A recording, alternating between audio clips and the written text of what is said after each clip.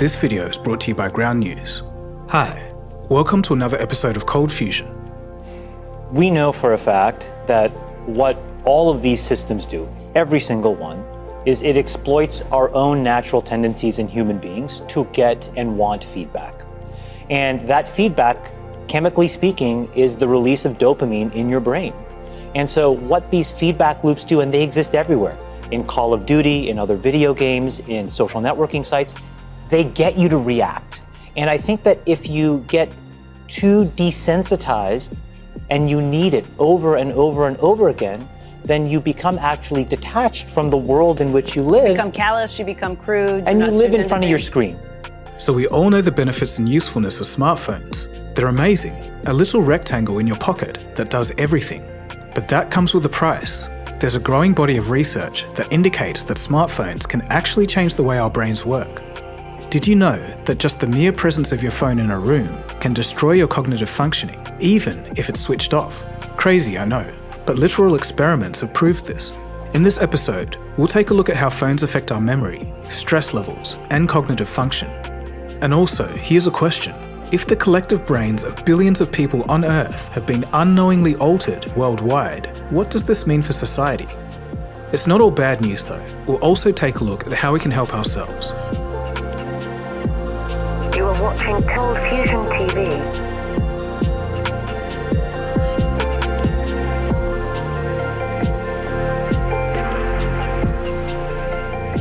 In 2007, amidst the chaos of the financial crisis, the first iPhone was launched. And we are calling it iPhone. Computer giant Apple says it's reinvented the phone, marrying a mobile with an iPod, giving birth to the iPhone. An iPod, a cell phone, and a portable internet, all in a little lightweight package. The big attraction here right now is encased in that plastic tube back there, surrounded by an admiring crowd. It's a sleek aluminum and stainless steel creation. A cell phone doesn't have any buttons, just a touch screen. It only had 16 apps and that was it. No app store, nothing else. It was relatively simple by today's standards. Suddenly, buttons were replaced with a large responsive touchscreen interface. People could now swipe, tap, scroll, zoom, and browse the web more efficiently than they could on a desktop. At the time, such features were unheard of. Although it looked interesting, very few predicted just how quickly such a small device could envelop our lives. With each passing year, the phones got faster, the features grew, and the software exponentially improved. Apps became useful, but then came the algorithms and feeds, and before we knew it, most of us had entered a 2D virtual reality, a completely separate reality and view of the world, but through a screen. This was powered by algorithms designed to keep your attention, and apps designed to trigger the dopamine responses in your brain. It sounds like a sci-fi film when put that way, but we all know this story by now. It was one of the main themes of the Netflix show, The Social Dilemma, a hallmark look into how algorithms rule our lives. And the people that made those algorithms knew what they were doing.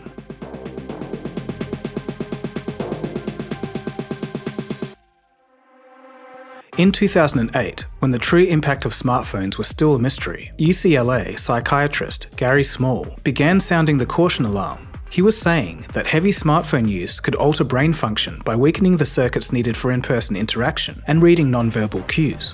Remember, the iPhone was only 1 year old at this time. At the time, his claims were called, quote, interesting and, quote, provocative by the science community, but it still couldn't be proved. Fast forward a decade and a half later, and smartphones and their cognitive effects are being re-examined. But what about the lesser-known stuff? What other effects do smartphones have on the mind? Although there's still much to learn about the long-term cognitive impact, there is some scientific evidence that should make us pause. If you've ever felt that phantom buzz, or feel anxious when you haven't checked your phone in a while, you don't need an expert to tell you that there's something strange at play. What exactly are smartphones doing to our minds and personalities? Let's take a look at the research. We're going to cover memory, addiction, cognitive function, and stress. Let's break them down. Number 1. Memory. Back in the day, you had to memorize all your friends' numbers, or actually listen in maths class because your teachers said that you couldn't carry a calculator 24/7. Cab drivers also back in the day had no GPS. They had to know where they were going without stopping to check. they had to know all the streets. It turns out that exercising that mental muscle of memory has given cab drivers physically larger hippocampi. It's the memory center of the brain, but also aids in learning and emotional processing. But now, today, we heavily rely on our devices as memory aids, but new research suggests that maybe this isn't a great sign. A 2021 study found that excessive smartphone use can reduce the size of the hippocampus, especially in young developing brains. There's been other studies with similar findings, but unfortunately, there's even more. A meta-study of MRI scans of chronic smartphone users found that they have lower grey matter volumes in specific regions of the brain. This includes the anterior cingulate cortex, orbitofrontal cortex, fusiform gyrus, and parahippocampal regions. While the research is still in its early stages, less grey matter usually means a higher risk of depression, schizophrenia, and dementia. But remember, these are chronic smartphone users. But on that note, the cost of this might be an enormous increase in dementia. Quote, "The less you use that mind of yours, the less you use the systems that are responsible for complicated things like episodic memories or cognitive flexibility, the more likely it is to develop dementia. Once you stop using your memory, it will get worse, which will make you use your devices more." According to Professor Oliver Hardert, even an over-reliance on GPSs could reduce the density of grey matter in the brain. To combat the effects of hippocampus shrinkage, regular exercise has shown to increase grey matter and increase memory. It's also good to try and remember directions where possible, and generally try to use your memory instead of your phone where practical. And if you still really just can't put your phone down, apps like HippoCamera can help. HippoCamera is a really easy-to-use smartphone application that mimics how the brain supports memory. Specific behaviours also don't do our brains any favours. One of these is attempting to multitask. Interestingly, humans multitasking is a myth. Only 2.5% of us can do it effectively. Catherine Price writes about this in her book, How to Break Up with Your Phone. In particular, she warns about the dangers of continual partial attention. It's checking your phone while mid-conversation, or scrolling on social media while watching TV. Sound familiar? While we do this to attempt to be more productive, it harms our cognitive health. In fact, trying to consistently multitask can actually hinder your ability to think deep and complex thoughts. It also can create a false sense of urgency, which prevents our brain's ability to transfer information into long-term storage. And from here, it becomes harder to accumulate memories. In summary, every minute distracted by your phone is a lost minute in the here and now. This can leave behind a trail of forgotten experiences and damage the ability to formulate deep and complex thoughts and long-term memories. Moving on to number 2, addiction. Now this detrimental effect is more commonly known, but did you know that nomophobia is the real fear of being away from one's phone? For heavy users, a study by Dr. Larry Rossen, the author of The Distracted Mind, revealed what a lack of smartphone access can do. Participants in the experiment were strapped to sweat and heat monitors as they read a passage. Their phones were out of reach, but they could hear text notifications flooding in. The result was a spike in anxiety and a drop in reading comprehension. And this will affect more people as we're all using our smartphones more. Between 2019 and 2023, average mobile screen time shot up by 23%, from 2 hours and 56 minutes to 3 hours and 46 minutes. The average user now checks their phones 96 times per day. Research from a peer-reviewed medical journal, Psychiatry Research Neuroimaging, confirms that excessive smartphone use presents itself a lot like addiction, weakening vital brain networks that control things like paying attention and stopping impulses. This leads to withdrawal symptoms and continued use despite negative consequences. There's a silent epidemic that we're neglecting. One can imagine the impact, albeit to varying degrees, on the 6.84 billion smartphone users worldwide. When you factor in the amount of developing brains that are using the devices, what will be the end result? As smartphone use increases each year, even the smartphone's creators are questioning the monster that they've unleashed. Tony Fadell, who worked on the original iPhone team, says, quote, "I wake up in cold sweats every so often thinking, what did we bring to the world? Did we really bring a nuclear bomb with information that can, like we see with fake news, blow up people's brains and reprogram them?" End quote. As a side, I've done a full episode on the story of the people who created the iPhone if you're interested. But zooming out, we can't blame the phone manufacturers. If you've watched The Social Dilemma, you would have seen former tech employees expressing a sense of regret regarding the designs of social media apps. We are increasingly glued to our phones. Just look at this 30 seconds we filmed outside Oxford Circus earlier today. All the white flashes are the phones people are on.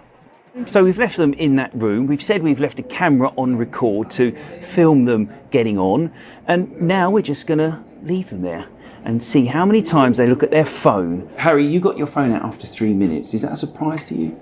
It is a surprise to me, actually, because I didn't think I used technology that often. I didn't think I was that dependent on it. I'm surprised I lasted 4 minutes. The role of addictive design in social media has been well documented. Casino-like features like pull to refresh mimic slot machines and exploit the pleasure of anticipating rewards. And interestingly, this can trigger larger dopamine spikes than the rewards themselves. There's also infinite scrolling and autoplay to lull a user into mindless behaviour. But a silver lining is that since 2018, Apple and Google have built digital wellbeing features into their phones to prevent overuse. So the tools are there, people just have to use them. Number 3. Cognitive function. A 2022 study found that our reading comprehension declines when we read from a screen, even if the text is exactly the same as it is on paper. The chart you see now shows reading comprehension scores. The red is reading from paper, while the blue is reading from a phone.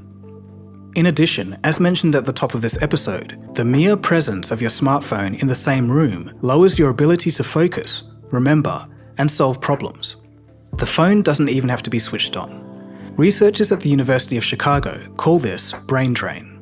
It happens because the human brain has a limited capacity to process information, meaning we have to prioritize what we want to focus on.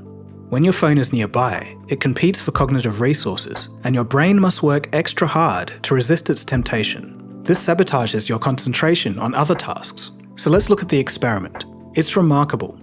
Quote, the researchers asked participants to either put their phones next to them so they were visible, like on a desk, nearby and out of sight, like in a bag or pocket, or in another room. Participants then completed a series of tasks to test their abilities to process and remember information, their problem solving, and their focus. They were found to perform far better when their phones were in another room instead of nearby, whether visible, powered on, or not. That held true even though most of the participants claimed not to be consciously thinking about their devices. End quote. So it's an effect that happens even though we don't notice it. Quite fascinating. And finally, number 4, stress. Smartphones aren't just changing our behaviour, they're affecting human biology, and the health risks can get pretty serious. Endocrinologist Robert Lustig warns that smartphone notifications have turned us all into Pavlov's dogs, training our brains to be in a constant state of fear and stress. Here's how it happens. 1. Neurons in the prefrontal cortex are altered after exposure to a flood of neurotransmitters. One common trigger of neurotransmitters to flood the brain is the anticipation of rewards, like the UI on Instagram. 2. This can cause our prefrontal cortex, the brain's decision-making hub and emotional control center, to go completely haywire and even shut down. And 3. When the prefrontal cortex shuts down, the amygdala, responsible for emotional regulation, takes over, inducing stress and panic. When our prefrontal cortex is overworked in this state, one's self-control can take a hit. Then to add to the pile, there's the information that we receive from social media. From doom scrolling to the creation of young hypochondriacs on TikTok self-diagnosing themselves into oblivion. The answer is yes, you have trauma. Procrastination is actually a short-term coping tool to avoid feeling anxiety or dread. A popular type of video on TikTok is 5 things you might not realise were a mental disorder, and it's really generic things like biting your nails or fidgeting or being a people pleaser. I just need to take an anxiety nap. Can you wake me up in like 30 minutes? I'm like not well. In a lot of this discussion, the problem isn't with the smartphones themselves, but social media use. And this was solidified by a 2023 global study of over 50,000 participants. But we have to stay level-headed. There's research to suggest that about 30 minutes of daily social media is actually beneficial, but going past about an hour can be detrimental. One of the most impactful outcomes of smartphones has been the way we consume daily news. For example, when OpenAI released GPT-4o last week, it might surprise you how different media covered the story in different ways. Take, for example, this story on the recent OpenAI Reddit content deal. The story was reported on by 55 news outlets. This left-leaning headline from Business Insider frames the story as one regarding big data concerns. A right-leaning outlet focuses on the political orientation of Reddit users, as well as the monetary size of the deal. So when someone's scrolling through a news feed that's tailor-made for them, with news articles that confirm their bias, they're unlikely to see the other side of the story outside of their bubble. And this is what the algorithms of today have created. So it's important to get the whole picture, and that's where today's sponsor, Ground News, comes in. Ground News is a website and app developed by a former NASA engineer who was on a mission to give readers an easy, data-driven, objective way to read the news. Every story comes with a quick visual breakdown of political bias, factuality, and the ownership of the source's reporting, all backed by ratings from 3 independent news monitoring organizations. For example, let's go back to that story on the OpenAI Reddit deal. On Ground News, everything is organized to make it easy for you to see all the details. Their bias distribution shows you the political bias of the reporting outlets. Below, you can see the factuality information, as well as the ownership information. For this story, 31% of reporting outlets are owned by media conglomerates. I especially like the Blink feed, which highlights stories that are heavily covered by one side of the political spectrum. It's important to utilize critical thinking and break out of online echo chambers. If we know where these views are coming from, we're probably going to be better equipped to engage in constructive dialogue to those who hold different views. Ground News is a fantastic tool for sifting through the daily misinformation and bias. They provide all the tools you need to be a critical thinker. Today, I'm offering 40% off their Vantage subscription, and this provides unlimited access of all their amazing features. So subscribe today by going to ground.news/coldfusion or click the link in the video description to get started. Thank you. Now back to the video. So what happens when people break away from smartphones completely? Well, fortunately, we have a slew of examples from those who were heavy smartphone users and decided to ditch them for a dumb phone. The way they describe their experiences is pretty interesting. Let's take a quick look at some testimonials. I was not ready for how much I truly enjoyed this phone. I was present with my kids, with my wife. I was able to be reached by friends and family. A bit about my experience. Just what is it like living without a smartphone? For those of us who grew up in the 90s, I think there's a lot of nostalgia around that time. And for me, a lot of that is about the fact that nobody had a smartphone or even a cell phone. But I was surprised and excited to find that I could kind of reconnect with some of the benefits of that time through this experiment. I've been much more focused at work, because all of my work now takes place in front of the computer, so I'm much more intentional and focused when it is actually time to work. I have time for creative hobbies because I'm not scrolling through social media or news or anything on my phone. My phone doesn't do anything fun, and that means I have time to get bored. Have you ever been bored as an adult? I don't think I had until this experiment, but boredom equals creativity. But then there were others, and this group wasn't quite as sold on the dumb phone idea and quickly found themselves reverting back to a smartphone. All right, so I'm nearly finished with this 30-day experiment, and if I'm being completely honest, I cannot wait to get back to a smartphone. I entered this experiment really wanting it to work, really wanting to find a phone that would give me all the tools I needed while removing the headaches my smartphone causes. But unfortunately, I don't know if I'm ready to make the switch full time. Not having a camera, the spotty directions, and the clunky typing are the biggest deal breakers for me. This is the phone that you could literally only call with, which is great if that's all I needed. But I'd have to be damn confident with my job security and my friendships because I could see how easily I could lose connections and friendships due to my inability to respond. There are more people giving dumb phones a try, so much so that some call it the anti-smartphone revolution. You can check out my podcast episode with Kai Wai Tang, the co-founder of Lightphone, and I discussed this topic in depth with him. So if you've gotten to this part of the episode, you're probably in one of 3 camps. 1, all of this information is new to you. Or the second camp, you've heard some of this before and learned some new things. Or, even if you're one of those who have heard all of this before, I think it's important to remind ourselves. But what about the bigger picture? What does all of this mean? It's insane to think that there's the possibility that hundreds of millions or even billions of people out there could have worse memory, worse concentration, smaller grey matter, and increased anxiety due to chronic smartphone overuse. I'm going to ask you, do you think this explains part of the world we live in today? Although it all sounds terrible, fortunately, there are very practical things that can be done, as we've talked about. Number 1, exercise. 2, avoid the overuse of social media. 3, stop multitasking. 4, if you want to increase comprehension, choose to read physical media instead of your phone. And 5, if you want to improve memory, limit phone use for memory tasks where possible. At the end of the day, the power is still in our hands. So what's your opinion on all of this? Did this speak to you? Do you think you use your smartphone too much? Or do you think you've got everything under control? I'd love to hear from you in the comments. So anyway, that is how your smartphone is rewiring your brain. Thanks for watching, hope you learned something from it. If this is your first time watching, feel free to subscribe. There's plenty of interesting stuff on science, technology and business. My name is Dagogo, and you've been watching Cold Fusion, and I'll catch you again soon for the next episode.